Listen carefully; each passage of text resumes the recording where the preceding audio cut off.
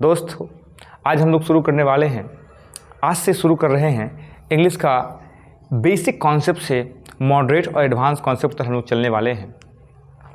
इस सीरीज़ में आपका स्नेह, प्यार और साथ चाहिए और हम सभी लोग इसको मिल करके उस इंग्लिश भाषा को, जो मूलतः यह कहा गया है कि अमीरों की भाषा है, जो वर्तमान समय में शो ऑफ का भाषा बना हुआ है कि अगर किसी को दिखाना ज़्यादा है तो उसको इंग्लिश में बात कर दो तो फिर उसकी समस्या को समाधान किया जा सकता है। उस शो ऑफ भाषा को, वो जो लोगों के मन में डर है कि अंग्रेजी एक ऐसा भाषा है जो सिर्फ उसी को आ सकता है जो अमीर परिवार से है, जो पैसे वाला है, जो CBSE में पढ़ता है, जिसका बैकग्राउंड मजबूत है।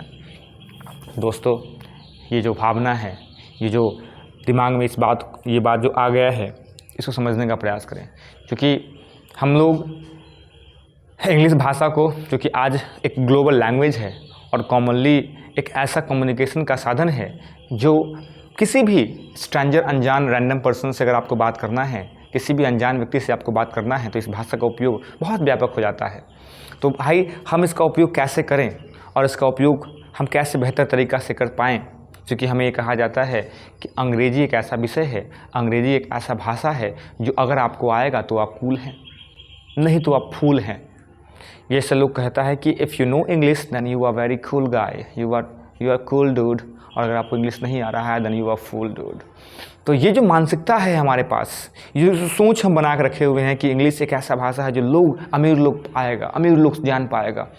दोस्त, उस मानसिकता को तोड़ते हैं और समझने का प्रयास करते हैं कि इंग्लिश भाषा कैसा है। वो बंधने जो आप सोच रहे हैं आज तक कि इंग्लिश शुरुआत कैसे करें, इसमें तो बहुत ये चीज़ है, उन सभी चीज़ों को समाप्त करके एक नया तरीक़ा से और आपके तरीक़ा से, आप जैसे पढ़ना चाहते हैं उस तरीक़ा से हम शुरू करने वाले हैं। दोस्त, आपका समर्थन चाहिए, आपका साथ चाहिए। मैं ये बिल्कुल नहीं कह रहा हूँ कि आप इसे सब्सक्राइब करें, शेयर करें। अगर इस वीडियो से आपको ज़रा सा भी लाभ हो जाए, थोड़ा सा भी लाभ हो जाए, तो ही इसे शेयर, लाइक या सब्सक्राइब करें। ठीक है दोस्त, शुरू करने वाले हैं। दोस्त, हम लोग जो पढ़ने वाले हैं वो लैंग्वेज है और हम लोग शुरू करने वाले हैं English language.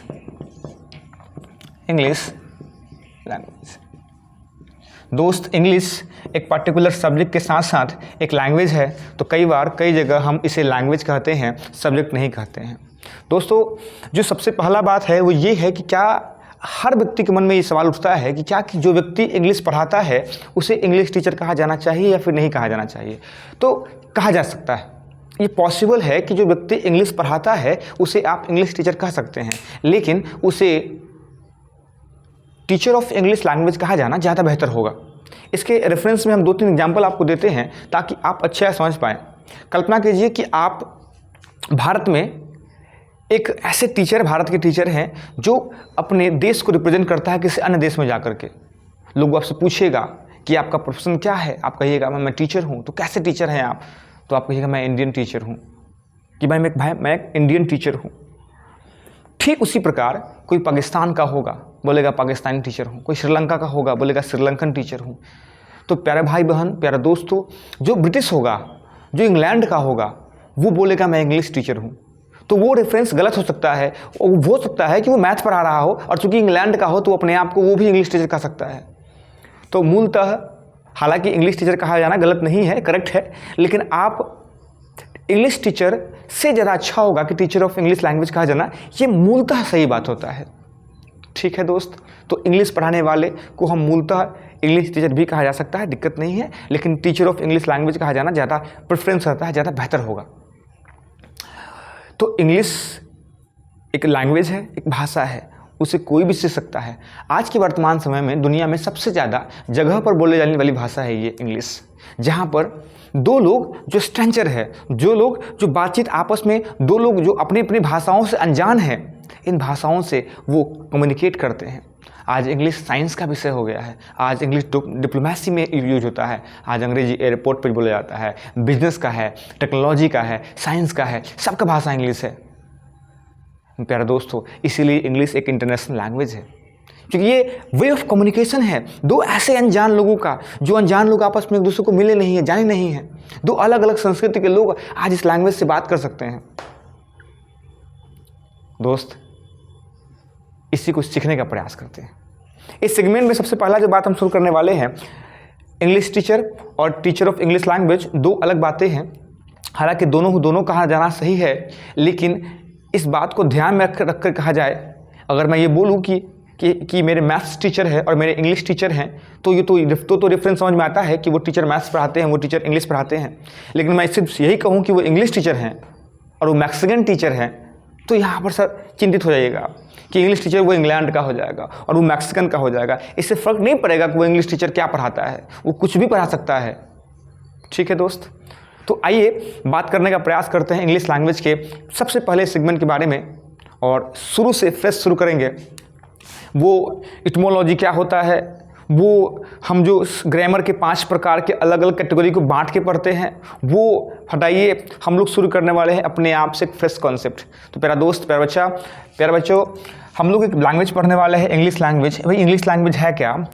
English is an international language. अंग्रेजी एक अंतर्राष्ट्रीय भाषा है जो विश्व के अधिकांश जगहों पर बोला जाता है। दो ऐसे व्यक्तियों के बीच तुलनात्मक अध्ययन करने के लिए, बातचीत करने के लिए, जो अनजान हैं, जो एक दूसरे की भाषा नहीं जानते हैं। तो अंग्रेजी एक ऐसी भाषा है। लेकिन दोस्त, मंदारनी दुनिया में सबसे ज़्यादा लोगों के द्वारा बोला जाता है। अंग्रेजी दुनिया में सबसे ज़्यादा जगह पर बोला जा सकता होगा, इसलिए इंटरनेशनल लैंग्वेज है। सबसे ज़्यादा पर्टिकुलर चीज़ में सबसे ज़्यादा जगह पर बोला जा सकता होगा, बिजनेस फोरम में बोला जा सकता होगा, लेकिन दुनिया में सबसे ज़्यादा भाषा जो बोला जाता है उसे मंदारनी कहते हैं। आओ दोस्त शुरू करते हैं। सबसे पहला बात, सबसे इंग्लिश लैंग्वेज का सबसे पहला चीज़ जो आप बोलते हैं, 6 सेंटेंस का रेफरेंस दे रहे हैं, तो हम समझने का प्रयास करते हैं कि सेंटेंस होता क्या है। दोस्त आओ समझते हैं सेंटेंस होता क्या है। प्यारे भाइयों, सेंटेंस जो है वो मूलतः कई किताब 4 ही बताते हैं। क्यों 4 बताते हैं? क्योंकि वो इस सेंटेंस को, ऑप्टेटिव और एक्सक्लेमेटरी सेंटेंस को 2 ही भाग में, इस दोनों को एक ही मानते हैं। ऑप्टेटिव और एक्सक्लेमेटरी सेंटेंस को वो एक ही मान लेते हैं, इसीलिए वो 4 कहते हैं। दोस्त ऐसा है नहीं, आप इसको याद करेंगे, कैसे याद करेंगे उसको समझो। सेंटेंस क्या है? सेंटेंस कुछ और नहीं है, शब्दों का वह निश्चित क्रम है जो आपको कोई मीनिंग दे, आपको कोई अर्थ दे, उसे आप शब्द कहते हैं। दोस्त देखो, तो आपके एक हाथ में गिनो क्या उंगली है, एक हाथ में 5 उंगली है, उतना ही होता है सेंटेंस। आपको यह किसी का तो 6 गो होता है मास्टर, किसी का तो 6 गो होता है, तो किसी का होता है 6 गो, रेयर केस होता है, ऐसा होता नहीं है। मूलतः एक व्यक्ति के हाथ में 5 ही उंगली होता है, तो आपके एक हाथ में जितना उंगली है उतना ही होता है सेंटेंस। तो सेंटेंस कितने हो गया? सेंटेंस 5 होता है। तो सेंटेंस 5 होता है, तो पहला सेंटेंस दोस्त आपके सामने है, जिसे आप कहते हैं असर्टिव सेंटेंस। कुछ ग्रामर और कुछ जगह पर लोग इसे अजर्टिव भी पढ़ता है, ये ना पढ़ें आप, कुछ लोग इसे अजर्टिव भी पढ़ते हैं। हालांकि आपकी इच्छा है पढ़ें, लेकिन इसे अजर्टिव नहीं, इसे असर्टिव ही पढ़ा जाए तो बेहतर होता है। तो इसे कहते हैं असर्टिव सेंटेंस। इस असर्टिव सेंटेंस के दोस्त 2 भाग हैं, एक को बोलते हैं अफर्मेटिव और दूसरा को बोलते हैं नेगेटिव। तो सर ये असर्टिव सेंटेंस होता क्या है? तो असर्टिव सेंटेंस मूलतः एक कथन है, एक डिक्लेरेशन है, जो हम आपसे कुछ बोलेंगे।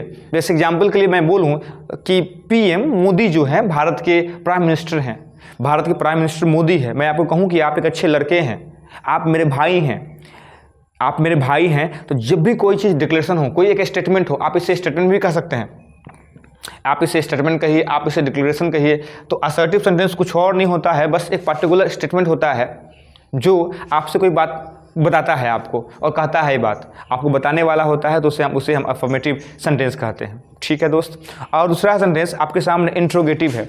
इंट्रोगेटिव का मतलब ही होता है कि कोई सेंटेंस जो आपसे प्रश्न पूछता है, any sentence, the sentence which asks questions, कोई भी वाक्य जो आपसे प्रश्न पूछता है, the sentence which shows some questions, कोई भी जो प्रश्न पूछता है उसे आप इंट्रोगेटिव सेंटेंस कहते हैं। दोस्त इंट्रोगेटिव सेंटेंस के 2 भाग होते हैं, एक को बोलते हैं क्वेश्चन, दूसरा को बोलते हैं रिक्वेस्ट। तो रिक्वेस्ट में तुम कहोगे रिक्वेस्ट का मतलब क्वेश्चन क्या हो गया? तो प्यारा दोस्त, रिक्वेस्ट जब पोलाइट होता है और पोलाइट रिक्वेस्ट में भी हम क्वेश्चन पूछते हैं, तो इसके 2 कैटेगरी होते हैं, एक हम बोलते हैं क्वेश्चन, एक बोलते हैं रिक्वेस्ट, दूसरा को बोलते हैं क्वेश्चन। दोस्त इस क्वेश्चन को हम 2 भाग में बांट सकते हैं, एक अपनी सुविधा के अनुसार इसे यस नो क्वेश्चन कह सकते हैं, और दूसरा को हम WH क्वेश्चन कह सकते हैं। अपनी सुविधा के अनुसार हम इसको भी बांट सकते हैं। जिस किसी इंट्रोगेटिव सेंटेंस की शुरुआत में WH वर्ड होगा, WH कहिए या फिर सिर्फ H कहिए, WH या फिर H हो, जो क्वेश्चन पूछे तो आप उसे कह सकते हैं WH वर्ड, नहीं तो यस नो क्वेश्चन आप कह सकते हैं। तो इंट्रोगेटिव सेंटेंस क्या है? तो इंट्रोगेटिव सेंटेंस कुछ और नहीं है, दरअसल जो आपसे प्रश्न पूछता है, या वैसा सेंटेंस जो बताता है कि आपसे कोई प्रश्न पूछ रहा है तो उसे आप इंट्रोगेटिव सेंटेंस कहते हैं। कुछ एग्जाम्पल क्लियर कर दें कि are you my friend, are you my brother, are you my sister, why are you here, what do you want. तो ये सभी के सभी एक प्रकार का क्वेश्चन है। अभी हम जितने भी टॉपिक बताएंगे उस सभी पर एक डिटेल चर्चा होगा। आप निश्चिंत रहें, चिंतित ना हो। बहुत ही रूटेड और विस्तृत रूप से हर एक टॉपिक के बारे में जाना जाएगा। और तो असर्टिव हो गया, इंट्रोगेटिव हो गया। प्यारा दोस्त, तो इम्परेटिव सेंटेंस क्या होता है? तो इम्परेटिव सेंटेंस करने का मतलब हो गया, दरअसल इसको हम कुछ और तरीका समझें तो इम्परेटिव सेंटेंस होता क्या है। तो इम्परेटिव सेंटेंस मूलतः आपको एक ऐसे सेंटेंस का भाव स्पष्ट कराता है। एग्जाम्पल के लिए सोच लीजिए, कल्पना कीजिए कि एक बालिका कहीं से आ रही है और एक बालक कहीं जा रहा है। बालिका आ रही है, बालक जा रहा है, बालिका आ रही है, बालक जा रहा है। तो बालिका बालक आ रहा है, बालिका जा रही है।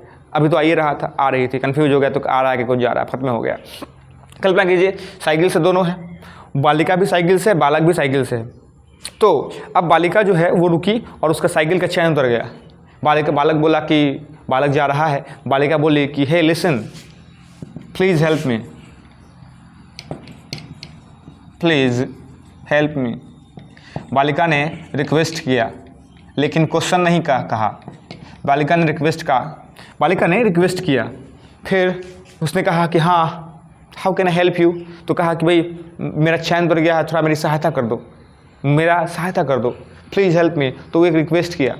बालिका कहा कि नहीं, अब तो ये बनेगा नहीं, वो बन नहीं पाएगा। तो आप क्या करें कि इसे आप कहीं और जगह पर इसको दिखा दे। तो मान लीजिए कि बालिका साइकिल को 2 रुपया, 20 रुपया, 30 रुपया वो दिया और कहा कि कहीं और जा कर के दिखाया।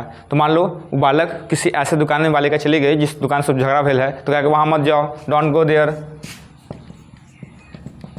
देयर, वहाँ मत जाओ, उस दुकान में ना जाओ, क्योंकि बस झगड़ा हो गया हुआ है। तो आप उस झगड़ा हो गया हुआ है इसलिए वो नहीं जाएगा, है ना, तो इसलिए वो नहीं जाएगा, तो भाई मत जाओ वहाँ, ये भी कह सकता है। उसके बाद तो इम्परेटिव सेंटेंस कुछ और नहीं, दरअसल आपका एक रिक्वेस्ट दिखाता है। इसे आप रिक्वेस्ट कहिए, इसमें आपको ऑर्डर कहेगा कि भाई कि उसे मत छुओ, वहाँ मत जाओ, यहाँ मत खेलो, यहाँ मत आओ, तो उसे कहते हैं इम्परेटिव सेंटेंस। इम्परेटिव सेंटेंस कुछ और नहीं है, दरअसल एक ऐसा है कि जो आपको रिक्वेस्ट बताता है, ऑर्डर बताता है, एडवाइस देता है। जैसे कुछ एडवाइस दिया कि भाई आपको जाना चाहिए, बनवा लेना चाहिए। तो मूलतः एक प्रकार का कोई आपको एडवाइस दे कि लव योर मदर, अपनी मम्मी से प्रेम करो, love your country, help the poor. तो जब भी कोई आपको एडवाइस दे तो सर वो इम्परेटिव सेंटेंस है। इस पर हम विस्तृत रूप से डिटेल में बात करेंगे, अभी चिंतित होने का कोई बात नहीं है। उसके बाद है सर आपका ऑपरेटिव सेंटेंस। ऑपरेटिव सेंटेंस को हम सर हिंदी में इच्छा सूचक शब्द भी कह सकते हैं, लेकिन आपको इसका हिंदी समझना नहीं, इसके बारे में हमको जानना है। ऑपरेटिव सेंटेंस का मतलब होता है कि जब कोई व्यक्ति आपको कोई श्राप दे कि या फिर आशीर्वाद दे, कि जैसे विवाह हो गया, कोई व्यक्ति आया, प्रणाम किया, तो लोग कहता है, समझ रहे हैं, कि जुग जुग जियो और जल्दी हो, है ना, तो आशीर्वाद लोग देता है, तो उसे आप रिपीट करते हैं कि may you live long, may God bless you, है ना। तो उस सेंटेंस को भी आप कहते हैं ऑप्टेटिव। और दूसरा होता है सर एक्सक्लेमेटरी। तो बुझो बात, अचानक कोई सडन फीलिंग आपके अंदर आ जाए, कोई ऐसा फीलिंग जो सडन हो, जो अचानक आपके अंदर आ जाए, उसे कहते हैं हम लोग एक्सक्लेमेटरी सेंटेंस। और सुनो, जैसे एग्जाम्पल के लिए, जब भी तुम एक्सक्लेमेटरी सेंटेंस बताएगा ना तो ये दोनों उठ जाएगा। एग्जाम्पल के लिए सोचो, कल्पना करो कि कोई सुंदर बालक या सुंदर बालिका गुजर रही है, तुम देखा कि बाप रे बाप, हाँ, तो इसका कहना चाह रहा हो कि wow, sorry, what a beautiful girl she is, what A handsome boy he is. कोई ऐसी जगह गया जो बहुत खूबसूरत जगह है, हाँ, कि दृश्य उसका देखने में तुमको एकदम बेहतरीन लग रहा है, देखने में तो लगेगा तुम अकचका जाएगा।